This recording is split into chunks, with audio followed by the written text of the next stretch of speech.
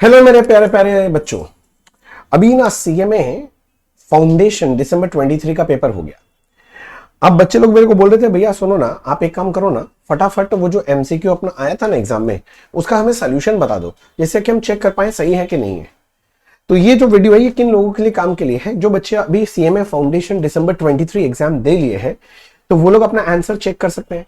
और जो दिसंबर 23 के बाद के बच्चे हैं, वो लोग ये क्वेश्चन पेपर के साथ साथ मेरे साथ प्रैक्टिस भी कर सकते हैं। दोनों काम हो जाएगा, क्योंकि मैं आंसर्स फटाफट बता दे रहा हूं, तो आपके लिए बढ़िया हो जाएगा। देखो मैं एक एक करके आपको वो पढ़ के बता दूं। देखो पहला क्वेश्चन क्या है, बिना टाइम वेस्ट किए फटाफट, ठीक है ना। अच्छा, मैं आपको ये सॉल्व तो करके दे रहा हूं अभी फटाफट। आप टैली करके मेरे को ना कमेंट बॉक्स में बताना कि जो लोग एग्जाम दे लियो कि उनका कितना करेक्ट हो गया, मतलब कितना मार्क्स मिल जा रहा है। इसके अलावा भी अगर और कोई डाउट आउट हो तो बता देना। चैनल को सब्सक्राइब नहीं किया तो कर लो, क्योंकि बहुत सारा इंपॉर्टेंट चीज आने वाला है। फाउंडेशन का, इंटरमीडिएट का, फाइनल का बहुत सारा बात बताने वाला हूं, ठीक है ना। तो एक काम करते हैं, चालू करते हैं फटाफट। बोलता है goods brought for 32,000 pass through sales book will result in. भैया बोल रहा है गुड्स ब्रॉट मतलब परचेज किया था, तो एंट्री होना चाहिए था परचेज टू क्रेडिटर। अगर परचेज लिखते परचेज खर्चा होता, किंतु परचेज की जगह सेल लिख दिया, मतलब इनकम बना दिया। तो एक तो परचेज लिखा नहीं, खर्चा कम हो गया, दूसरा इनकम में डाल दिया, तो खर्चा कम हुआ तो भी इनकम बढ़ेगा, और सेल में डाला तो इनकम बढ़ेगा तो भी इनकम बढ़ेगा। तो इस गलती की वजह से इनका प्रॉफिट बढ़ेगा। तो ऑप्शन नंबर डी होना चाहिए, ऑप्शन नंबर डी होना चाहिए बच्चे, that is increase in gross profit. तो पहला वाला का डी है, देख लो, चेक कर लो जल्दी से। Credit purchase of fix assets are recorded in. Credit purchase of fix asset कहां रिकॉर्ड करते हैं? क्रेडिट परचेज ऑफ गुड्स होता है तो परचेज डेब्यू, क्योंकि फिक्स एसेट है तो जर्नल प्रॉपर में जाएगा। तो option number A journal proper. And expenditure is capital in nature when. Capital in nature कब माना जाता है? कैपिटल एक्सपेंडिचर कब माना जाएगा? पहला बोलता है the receiver of the amount is going to treat it for purchase of fix asset. वो क्या ट्रीट करे उससे मतलब नहीं है। अगर एसेट खरीदा, एसेट बढ़ रहा है, तब ना कैपिटल एक्सपेंडिचर होगा। It increases the quantity of fix asset. हाँ, अगर आपने कोई खर्चा किया जिसके वजह से फिक्स एसेट बढ़ रहा है, तो ऑब्वियसली आपका कैपिटल एक्सपेंडिचर है। जब मुझे आंसर मिल गया तो बाकी ऑप्शन पढ़ के टाइम वेस्ट नहीं करते। 54 accounting does not record non financial transaction. हाँ, जो भी मनी में मेजरेबल है उसको रिकॉर्ड करते हैं, जो भी मनी में मेजरेबल नहीं है उसे हम रिकॉर्ड नहीं करते हैं। ये एज पर विच कॉन्सेप्ट होता है? तो बच्चे ये मनी मेजरमेंट कॉन्सेप्ट है, ठीक है भैया। बोलता है next, the book value of assets are 145,800। ठीक है, बुक वैल्यू मतलब डेप्रिसिएशन करने के बाद। After charging 3 years depreciation at the rate 10% per annum. हर साल का 10% डब्ल्यूडीवी है, तो 10% डेप्रिसिएशन करता है तो डब्ल्यूडीवी कितना परसेंट है? 90% है। बोलता है ओरिजिनल कॉस्ट कितना है? सुनो ना, 145,800 लो, डेप्रिसिएशन 10%, डब्ल्यूडीवी 90 है। कितना साल पहले करना? कितना साल डेप्रिशिएट हो गया? 3 साल। तो 3 बार 90% से डिवाइड कर दो। Calculator low, 145,800 divide by 90%, divide by 90% and divide by 90%। तो भैया अब आपका फट से आंसर आ जाएगा कितना? 2 लाख। ठीक है, आगे। अब इसके बाद बोल रहा है विच वन इज रॉन्ग। इनमें से कौन सा रॉन्ग है? पहला बोलता है debit the receiver credit the giver. ये तो ठीक है, ये तो अपना गोल्डन रूल का पार्ट है, पर्सनल अकाउंट का। Good. Debit all incomes credit all expense. ना ना ना ना ना, debit all expenses losses credit all income and gain. तो ऑप्शन नंबर बी गलत है। यही तो पूछा था कौन सा गलत है, तो ये ऑप्शन नंबर बी है। देखो 57 विच of the following is the step of accounting cycle. कौन सा अकाउंटिंग साइकिल का स्टेप है? तो पहला बोलता है लेजर, हाँ। फिर बोलता है एडजस्टेड ट्रायल बैलेंस, हाँ ट्रायल बैलेंस बनाएंगे। फाइनेंशियल स्टेटमेंट, हाँ भाई, तो सारा ही तो अकाउंटिंग साइकिल का स्टेप्स है, तो ऑप्शन नंबर डी। क्लियर हो गया। नेक्स्ट फिर बोलता है परचेज ऑफ मशीन 890 का। तो 890 का हमने मशीन परचेज किया। फ्रेट कार्टेज पुट्टी उसके पहले का खर्चा एसेट के कॉस्ट में कैपिटलाइज होगा। इंस्टॉलेशन पुट्टी उसके पहले है, एसेट के कॉस्ट के साथ कैपिटलाइज होगा। इंश्योरेंस चार्जेस, ये तो भैया हर साल का खर्चा, ये रेवेन्यू कैपिटल एक्सपेंडिचर नहीं है। तो मेरे एसेट का ओरिजिनल कॉस्ट कितना हो गया? 890 प्लस 7,000 प्लस 30 मिला के हो गया 927। अब बोलता है यूजफुल लाइफ 5 years है, किंतु रेसिडुअल वैल्यू कुछ भी नहीं है। तो रेसिडुअल वैल्यू 0 है, यूजफुल लाइफ कितना ईयर्स है? 5 years। बोलता है calculate the amount of second year depreciation under straight line. Straight line में फर्स्ट, सेकंड, थर्ड, फोर्थ फर्क नहीं पड़ता, हर साल का डेप्रिसिएशन सेम होता है। तो 927 माइनस 0 डिवाइड बाई 5 करो, 185,400 आ रहा है। तो this is actually your option number C. ठीक है। Next 59, bank has directly paid 2250 for electricity bill as per the standing instruction. ठीक है ठीक है ठीक है ठीक है, bank has paid 2250 electricity bill as per standing instruction, pay हो गया। तो अगर पे हो गया तो पासबुक में रिकॉर्ड हो गया, पासबुक का बैलेंस कम हो गया, कैशबुक तो वही है, ठीक है। इन बीआरएस स्टार्टिंग पासबुक ओडी, तो पासबुक ओडी स्टार्टिंग पॉइंट है, मतलब पासबुक से कैशबुक क्या करना चाहिए, ऐड, ओडी है तो क्या करना चाहिए, लेस, उल्टा हो जाता है लेस, तो लेस करेंगे 2250, that is option number C, 2250 will be deducted from passbook, cashbook के बैलेंस में पहुंचने के लिए। बोलो ठीक है।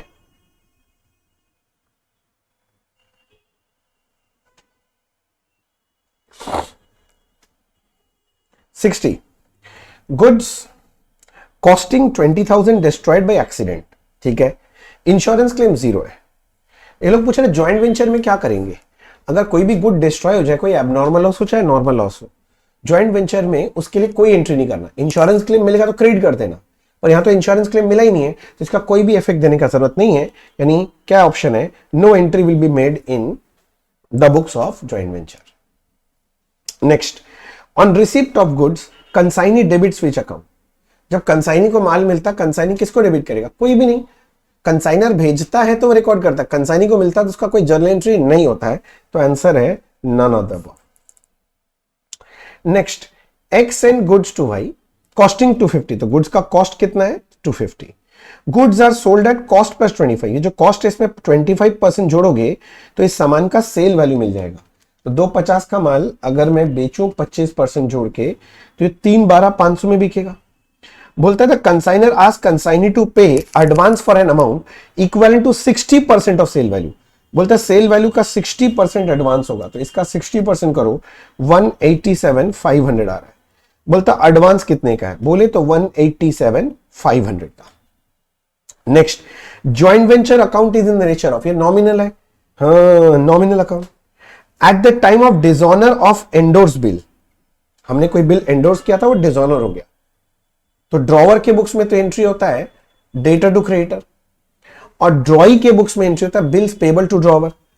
बोलता है which of this account will be credited by drawee, drawee के बुक्स में कौन क्रेडिट होगा, ड्रॉई तो करेगा बिल्स पेबल टू ड्रॉवर, तो ड्रॉवर क्रेडिट होता है, तो ड्रॉवर मतलब ऑप्शन नंबर बी, समझ में आ गया।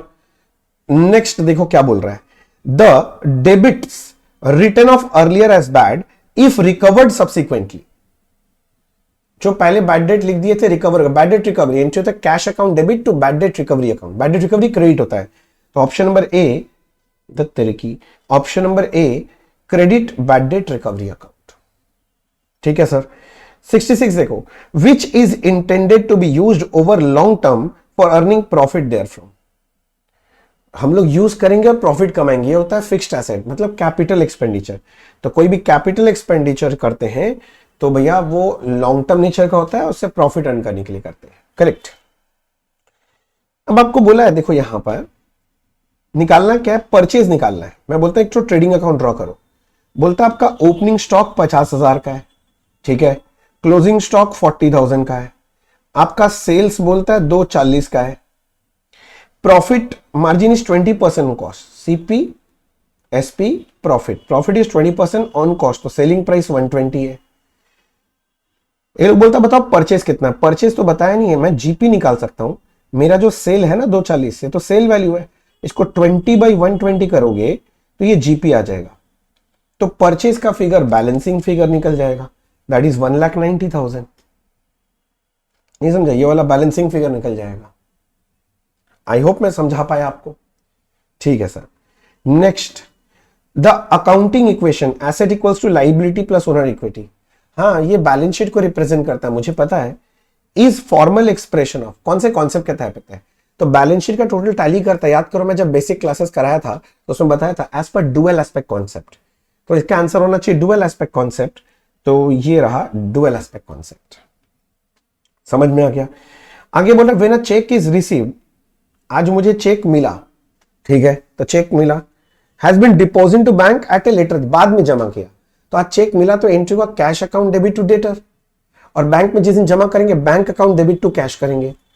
बोलता है देन ऑन लेटर डेट, जिस दिन जमा कर रहे हैं, डैश विल बी क्रेडिटेड, अरे अभी तो बताया बैंक टू कैश, तो क्रेडिट कौन होगा? कैश। तो option number B cash account credit होगा। जो लोग बच्चे मेरे यहां पर सब वो मॉक टेस्ट दे रहे थे, जो लोग मेरे से पढ़े हैं, ये सारा क्वेश्चन आया हुआ है। हम लोग जितना भी मॉक टेस्ट लिए तो उसमें सारे क्वेश्चंस कवर्ड है, करेक्ट ना? तो जो लोग हमारा क्लास किए वो लोग बताना कवर्ड है कि नहीं है। वो लोग सब बोले थे मेरे को मैसेज कर करके, भैया सारा कवर्ड है। बोलोगे तो मैं खोल खोल के दिखा दूंगा सारा question paper. Okay,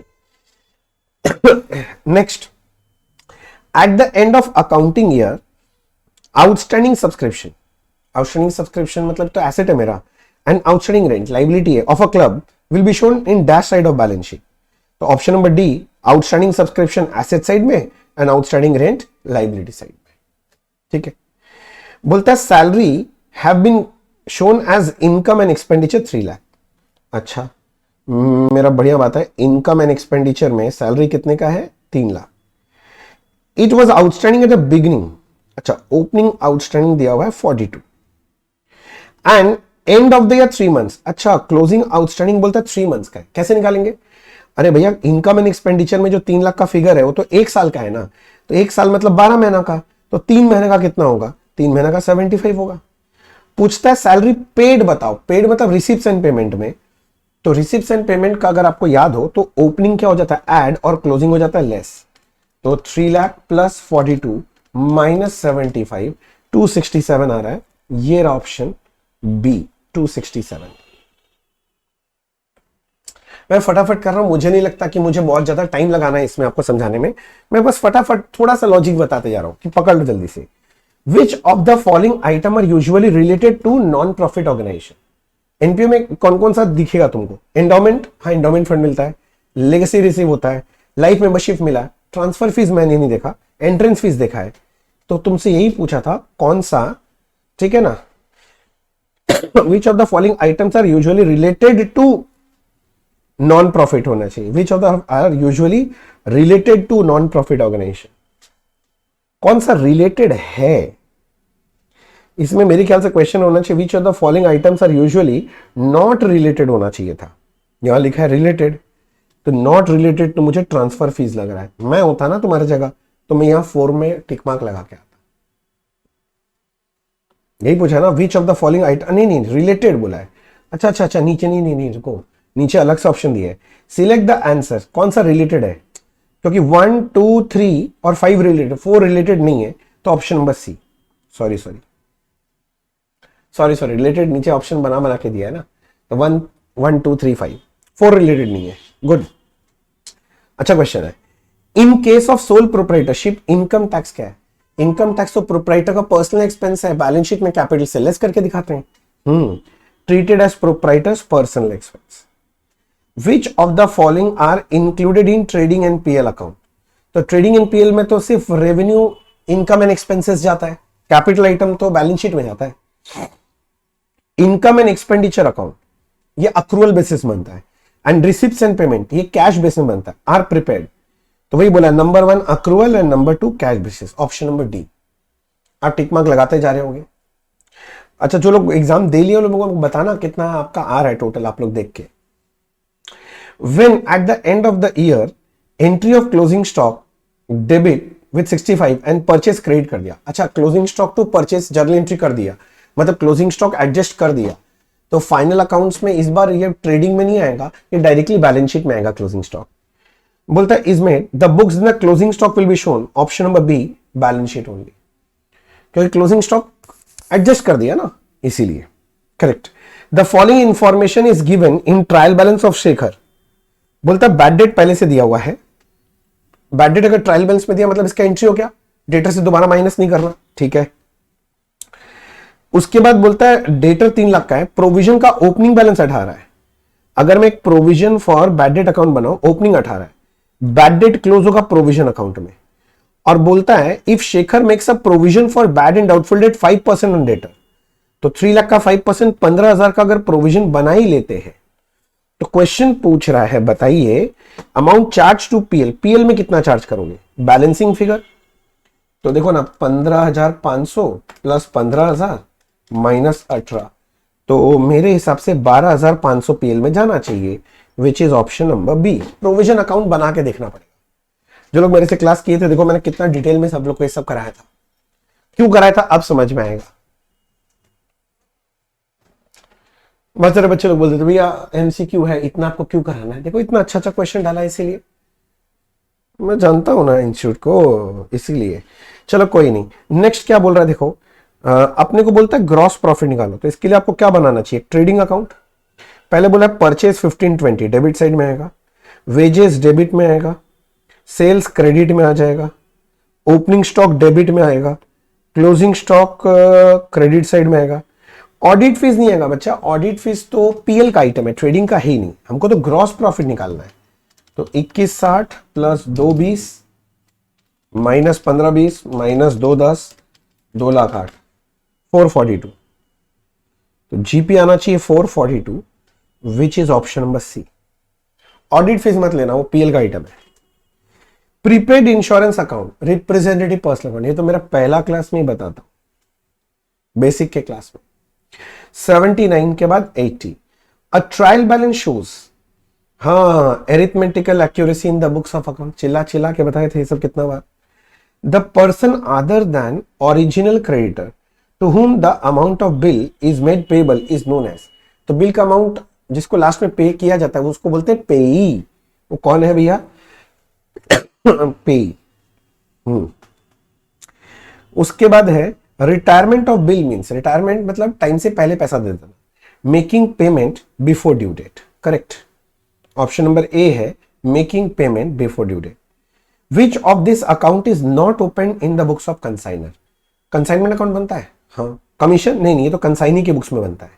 goods and बनता है, कंसाइनी अकाउंट में बनता है। तो कमीशन अकाउंट ये कंसाइनी के बुक्स में बनता है, कंसाइनी के बुक्स में नहीं बनता। The profit and loss account shows, profit and loss से क्या दिखता है, फाइनेंशियल पोजीशन की परफॉर्मेंस, परफॉर्मेंस मतलब financial result of a particular period. तो ऑप्शन नंबर ए है financial result of a concern for a period, ठीक है ना, A. Which of the following is or are prepared bye NPO, income expenditure बनाता है, हाँ। Receive से payment, हाँ। बैलेंस शीट, हाँ। तो आंसर होगा ऑल ऑफ द।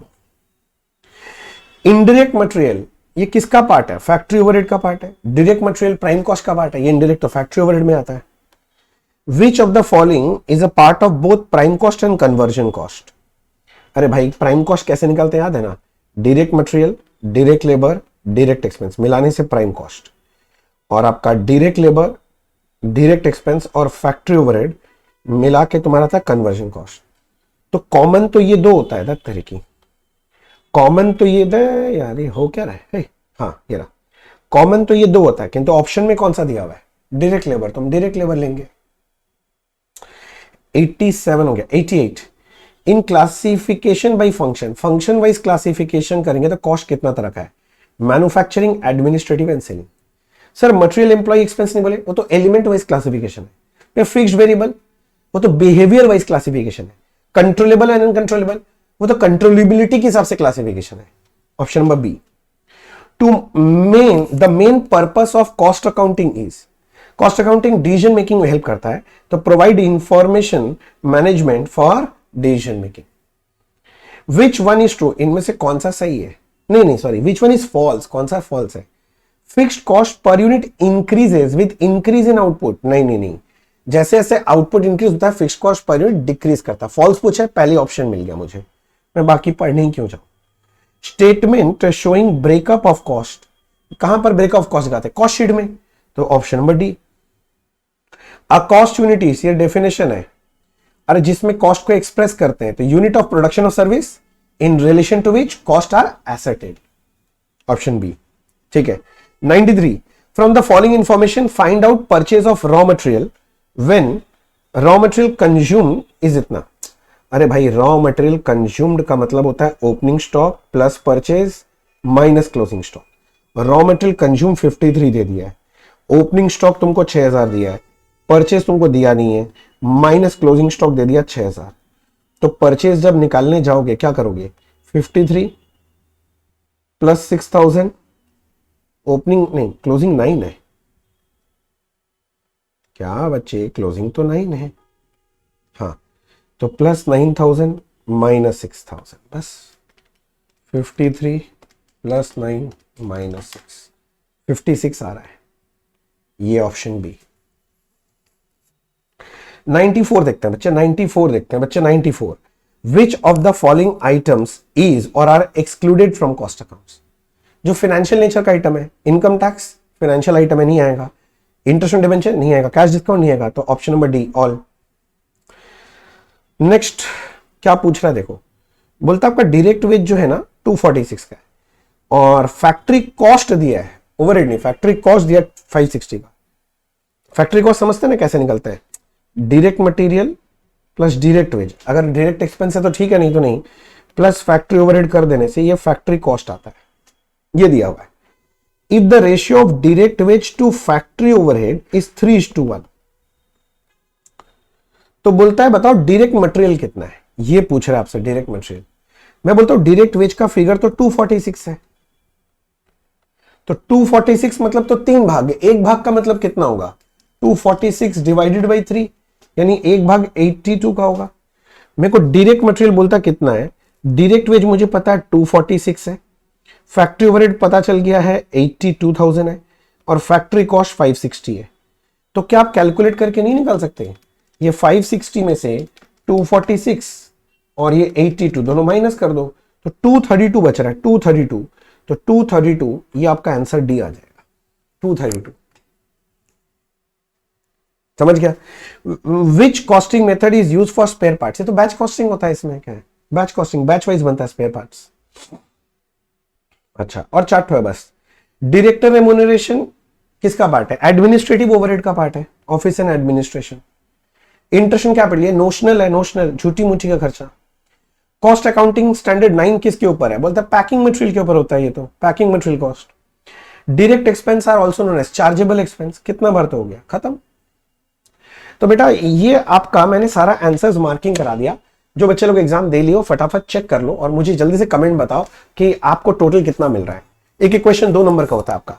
और जो बच्चे लोग रिवीजन करने के लिए बैठे थे, आपका ये भी रिवीजन हो गया। इसके अलावा आपको जो भी चीज मेरे से हेल्प चाहिए मुझे जरूर बताओ, जरूर हेल्प करूंगा। आपको अगर अच्छा लगा हो तो वीडियो को लाइक करना ना भूलें, और इस वीडियो को अपने सारे सीमे फाउंडेशन के दोस्तों के साथ शेयर करें, इसे आंख के जैसे फैला दें। ठीक है सर, अगर आपको और कोई भी हेल्प चाहिएगा, कोई भी डाउट है तो कमेंट बॉक्स में लिखो, मैं जरूर आपको रिप्लाई करूंगा। Thank you so much, bye bye, God bless you.